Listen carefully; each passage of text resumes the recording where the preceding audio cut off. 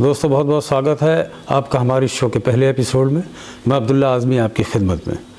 ये प्रोग्राम दरअसल उन छोटी छोटी कोशिशों को जानने के लिए है जो कोशिशें बहुत ज़रूरी होती हैं ज़िंदगी में, किसी मकाम तक पहुंचने के लिए, किसी लक्ष्य तक पहुंचने के लिए, किसी बुलंदी को हासिल करने के लिए। दोस्तों इसी सिलसिले को आगे बढ़ाते हुए आइए हम आज आपको अपने पहले मेहमान से मिलवाते हैं जिन्होंने बहुत ही मामूली स्तर से अपने आप को उठाया और आज किसी एक मकाम पर अपने आप को बिठा दिया है, ले जाकर अपनी मेहनत और अपनी लगन और अपनी ईमानदारी के साथ। हमारे आज के मेहमान का ताल्लुक़ उत्तर प्रदेश के डिस्ट्रिक्ट बिजनौर के छोटे से गांव टुंगरी से है, जहां से वो दिल्ली आए। दिल्ली आकर उन्होंने बहुत मेहनत की और अपने आप को इस मकाम तक ले गए। आइए हम उनसे जानने की कोशिश करते हैं कि ज़िंदगी की मुश्किलात या कठिनाइयों से किस तरीके से उभरा जाता है या उनका किस तरीके से सामना किया जाता है। तो आइए हम आपको आज अपने पहले मेहमान से मिलवाते हैं जिनका नाम है मकबूल साहब। मकबूल साहब बहुत बहुत स्वागत है आपके कि आप यहाँ तशरीफ़ लाए।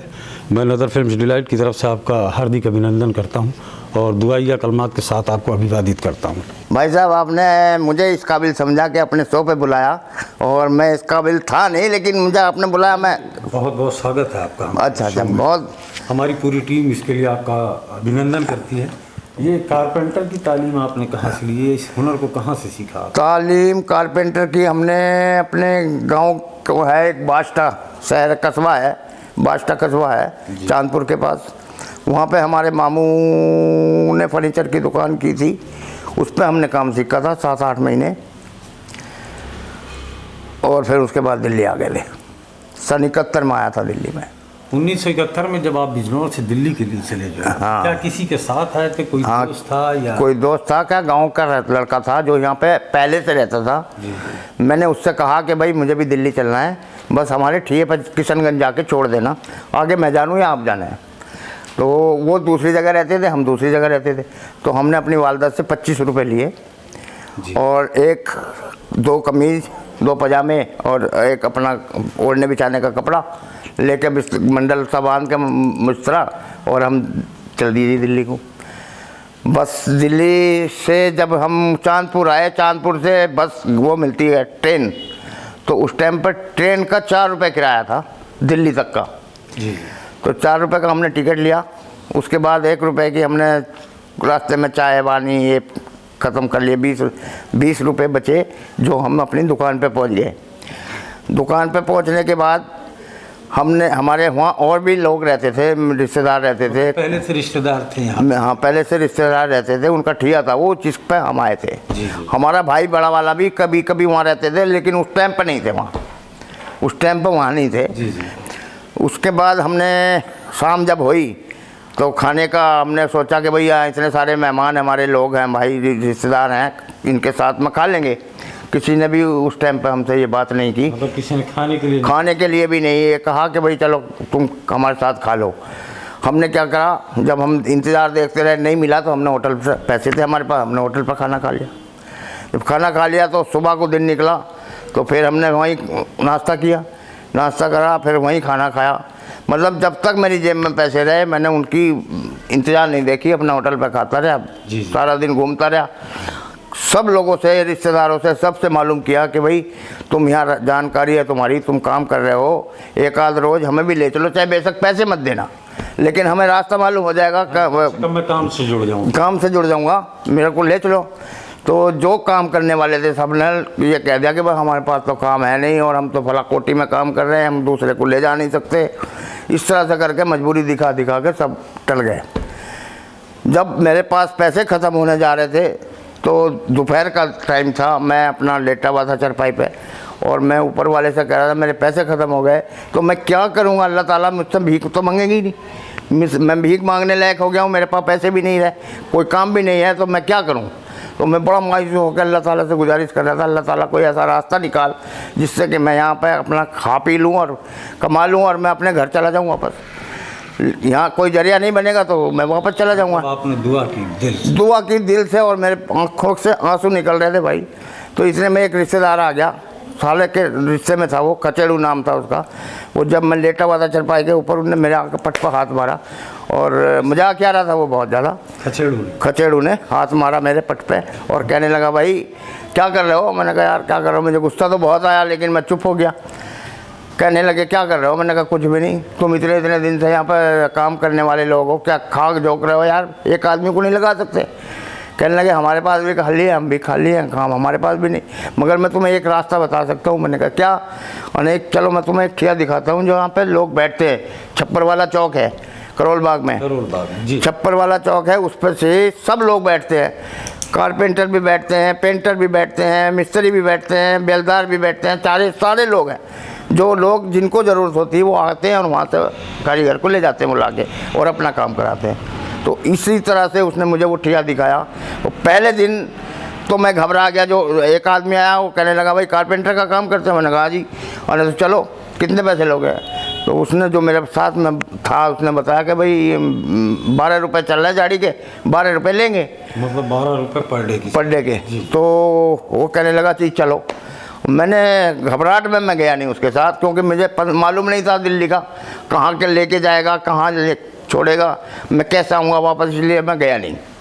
जब मैं गया नहीं तो हम जो थे फिर बहुत देर तक बैठे रहे, 1 बज गया, 1:30 बज गया, पर आया नहीं कोई।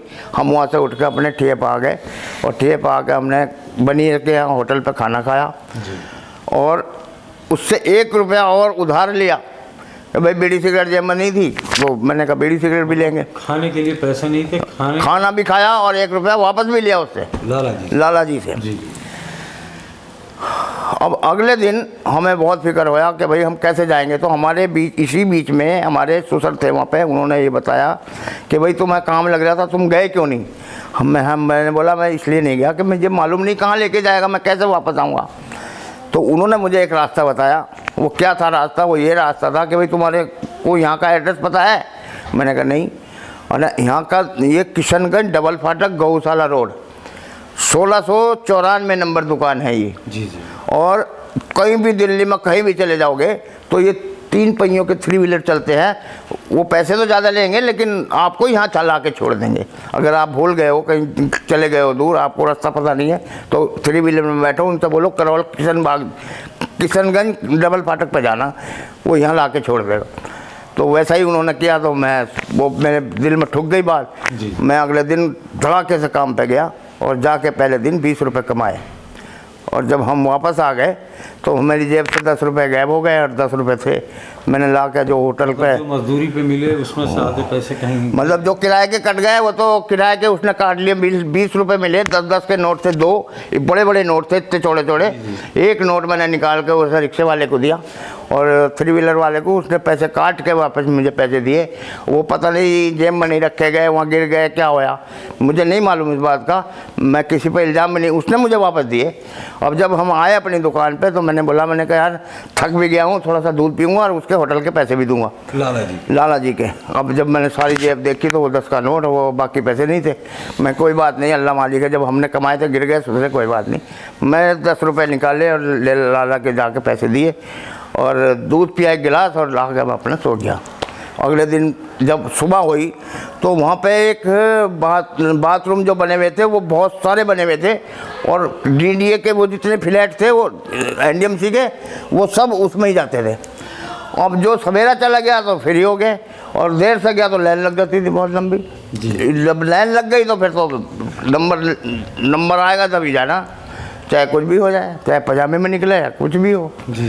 तो हम आए वहाँ, लैट्रिन करके आए, अपना आए, टुट्टी का पानी टंकी लगी हुई थी, पानी था ठंडा सुन, उस पर नहाए धोए, अपना तैयार हुए, फिर अपना औजार उठाए और चौक पे चले गए। अगले दिन फिर वहाँ काम मिला, शाम तक करा, शाम को फिर अपने घर पर आने लगे। अब हमारे दिल में ये बात छुप गई कि अब हम किसी के मोहताज नहीं रहे, हम अब मोहताज नहीं रहे, अब तो काम करेंगे इंशाल्लाह। हमने खा पी के 500 रुपये बचाए 1 महीने में और हमने सोचा कि अब हम एक चक्कर घर लगाए। किसी कोई जा रहा था, इंतज़ार देख रहे थे, कोई जाए तो हम भी जाएं, कोई पता नहीं था। तो एक लड़का जाने लगा, कहने लगा चल रहे हो? मैंने कहा मैं भी चल रहा हूँ। उसके साथ हम घर चले गए। जाके अपने वालिद साहब को 500 रुपये दिखाए तो मेरे को थप्पी दी वालिद साहब ने। कहने लगा यार मैं तो सोच भी नहीं सकता था तू कमाएगा वहाँ पे। पता लगा था कि उन्होंने आपसे ये भी कहा था कि शायद तुम ज़िंदगी में नाकाम रह जाओगे। हाँ। बहुत खुशी, उन्हें 500 रुपये पाए। हाँ, बहुत खुशी हुई। और खुशी होने के बाद वो मेरे से कहने लगे कि बेटा देखो हमारे यहाँ पास तो घी है, भैंस पालते हैं, दूध निकालते हैं, घी है। आप घी लेके जाओ और घी जब भी खाना खाओ सब्जी में डाल के घी और देसी घी खाओगे तो तुम्हारा और दिमाग बढ़ेगा। उन्होंने इतना सारा चफिया बना के 2-2.5-3 किलो दूध मतलब घी उसमें चफिया में मिट्टी की करके मुझे दिया, मैं लेके आया और मैं उन्हें उसको खाया। फिर मैं लगातार काम पर लग गया जी, काम करता रहा। फिर पहला बड़ा काम कब मिला आपको? पहला बड़ा काम मिला और कैसे मिला ये और बताइए। मतलब चौक से ही मिला, चौक पे बैठते थे हम। चौक से ही मिला? चौक से ही मिला, चौक पे बैठते थे तो चौक पे एक ठेकेदार आया जी। लंबी सी मर्सिडीज गाड़ी थी उसके पास, सरकारी कॉन्ट्रैक्ट था वो, तो सरकारी कॉन्ट्रैक्टर लेता था। नाम याद है कुछ आपको उनका? हाँ, उसका नाम था के सोहन करके। अच्छा, आज भी ताल्लुक है उनसे आपके? नहीं है, नहीं वो यहाँ पे अब वो चले गए थे छोड़ के, दिल्ली छोड़ के चले गए थे इधर मंसूरी की जगह, वहाँ पर बिल्डर थे ना वो। जी जी। तो पहला काम उन्होंने दिया?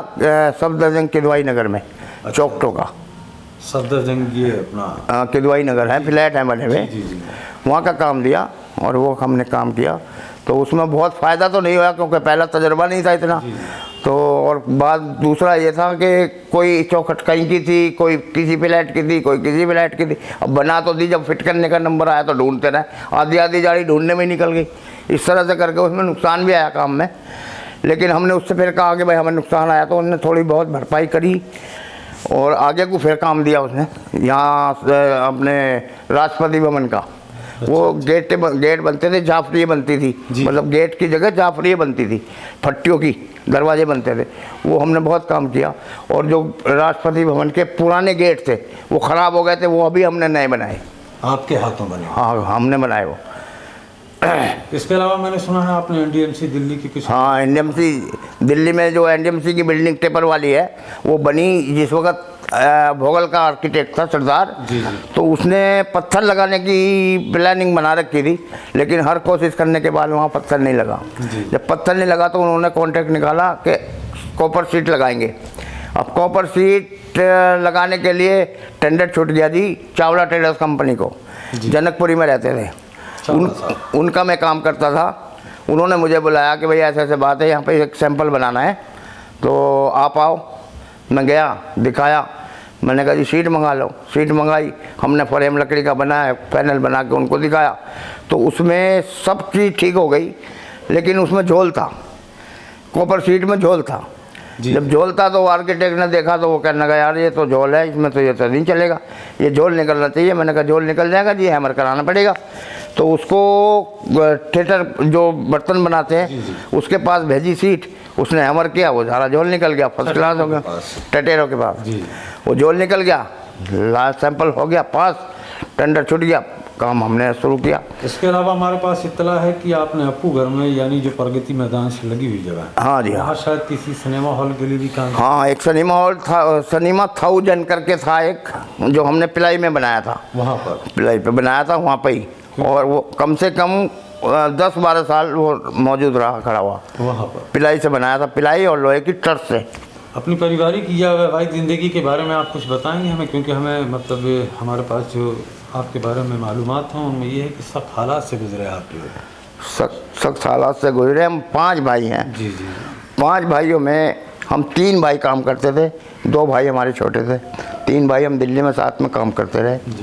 तो पहले तो हमने अपने घरों से स्टार्ट किया, घर में काम किया। जब हमारा काम बढ़ने लगा तो हमने एक फैक्ट्री डाली अबुल फजल में, प्लॉट लेके अपने जगह बना के वहाँ पे काम शुरू किया, करते रहे, काफ़ी दिन तक किया। तो वहाँ रेजिडेंस हो गया। जब वहाँ रेजिडेंस हो गया तो फिर हमें परेशानी होने लगी लोगों को पढ़ाई में, किसी काय में, क्योंकि लकड़ी के काम में खुट होती है और फैलावा भी होता है ज़्यादा। अच्छा, मतलब घर के साथ ही अटैच था वो? नहीं, घर अलग था, वर्कशॉप का प्लॉट लेके, मतलब एक प्लॉट लेके हमने उसमें वर्कशॉप खोल दी। जी जी। तो वो अबुल फजल में है, उसमें हमने काम किया। अब वहाँ कई साल काम किया। कई साल काम करने के बाद जब हमने प्लॉट लिया था तो वहाँ कुछ नहीं था, प्लॉट थे लेकिन वो खाली पड़े थे, बने हुए नहीं थे। अब जब हमने वहाँ काम अच्छी लेवल पे हमारा बढ़ता रहा तो वहाँ पे काम रेजिडेंस हो गया, काम फैमिली रहने शुरू हो गई इधर उधर। तो जब हम काम करते थे तो आवाज़ होती थी, फैलावा फैलता था, तो उन्होंने तकलीफ़ हुई, कहने लगे यार ये काम इसने, हमारे बच्चे पढ़ रहे हैं, तुम काम कर रहे हो। वैसे वो बेचारे कुछ कह तो नहीं सके, लेकिन हमें खुद को तकलीफ़ होनी शुरू हुई। तो हमने फैक्ट्री का प्लॉट तलाश किया, कहीं बाहर मतलब कंपनी में, उसमें सरकारी डिपार्टमेंट में।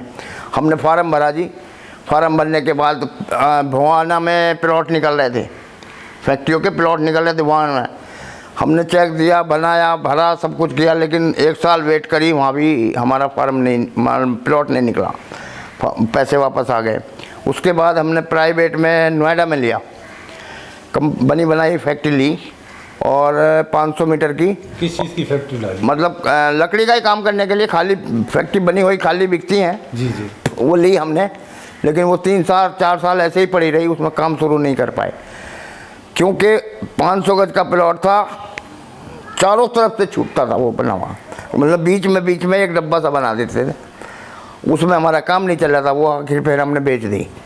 बेचने के बाद फिर हमने एक प्लॉट लिया और उसमें फैक्ट्री बनाई नोएडा में, सेक्टर 12 में, सेक्टर इको 3 में वो फैक्ट्री बनाई, और वहाँ पे हमने काम चालू किया। हमारे बच्चे हो गए अब काम करने वाले, अब उन्होंने काम अपना करना शुरू किया। बच्चे काम संभालते हैं? बच्चे काम संभाल रहे हैं। मकबूल साहब, आप तो तालीम से गैर वाबस्ता रहे, लेकिन ये है कि क्या उसके बाद जो बच्चे हैं, आपने उनकी तालीम का, अपने बच्चों की तालीम के लिए क्या इंतज़ाम किया?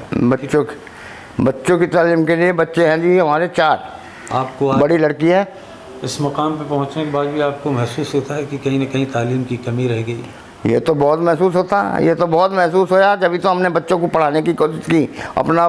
मतलब हम तो एडमिशन कराने के लिए भी नहीं जा सकते थे, टीचर से बात भी नहीं कर सकते थे, किसी के विचार से लोगों से रिक्वेस्ट करी कि भाई हमारे बच्चे का एडमिशन कराओ।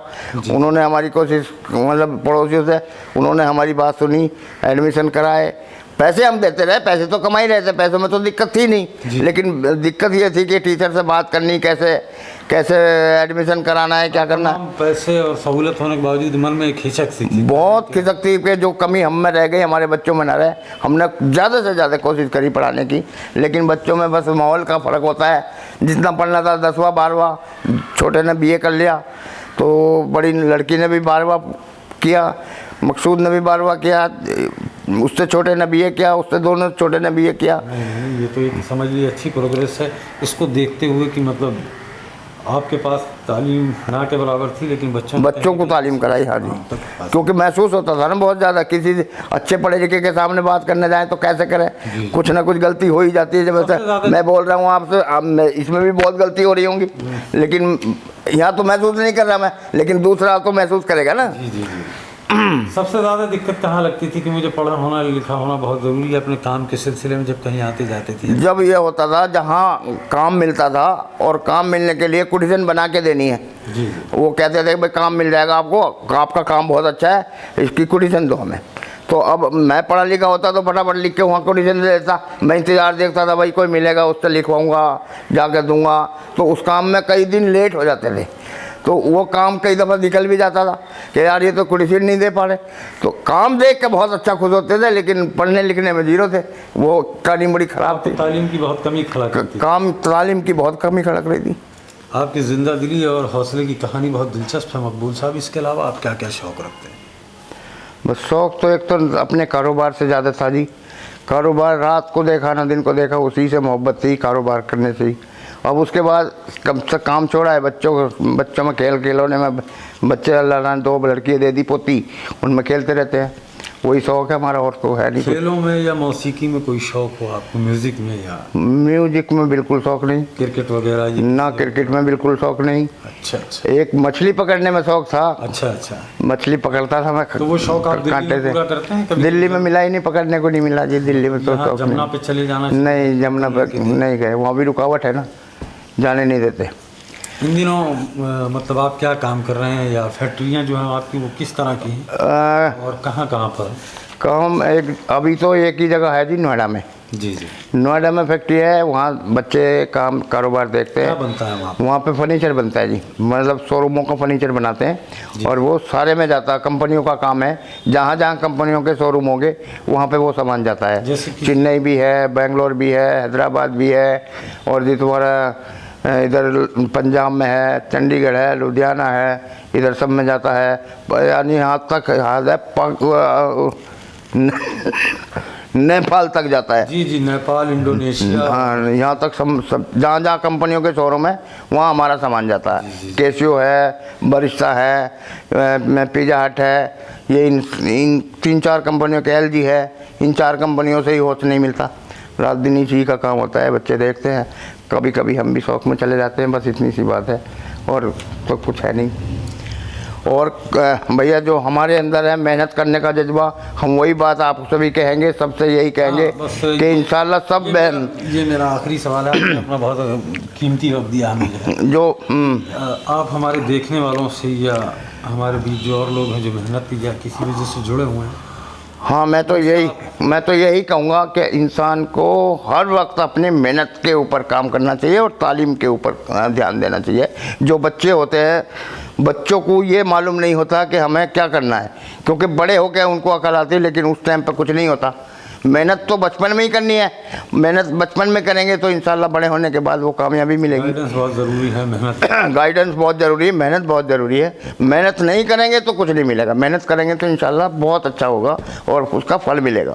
बहुत बहुत शुक्रगुजार हूँ कि आपने हमारे इस प्रोग्राम में हिस्सा लिया और अपना कीमती वक्त दिया। और मैं भी आपका शुक्रिया अदा कर रहा हूँ, आपने मुझे इस काबिल समझा, आपने अपने स्टूडियो में बुलाया और मुझसे तो 2-4 बातें पूछी। मैं अपनी ज़िंदगी की 2-4 बातें जो कहना चाहता था वो यही है कि इंसान को मेहनत करनी चाहिए, और मेहनत करने के बाद फल ना मिले तो अलग बात है, फल ज़रूर मिलेगा। और आपने मुझे यहाँ बुलाया, मैं भी शुक्रगुजार हूँ। आप भी, आपको मेरे से अच्छा लगा जो है मिल के जो है। मैं तो बस यही कहना चाह रहा हूँ कि इंसान को मेहनत करनी चाहिए। जी, बहुत ज़रूरी है। तो दोस्तों, ये थे आज के हमारे दोस्त जनाब मकबूल साहब, जिन्होंने अपनी ज़िंदगी के उतार चढ़ाव की कहानी आपके सामने रखी और हमें इस चीज़ का एहसास दिलाया कि तालीम बहुत ज़रूरी है, मेहनत बहुत ज़रूरी है ज़िंदगी में आगे बढ़ने के लिए, ईमानदारी और लगन का होना भी बहुत ज़रूरी है।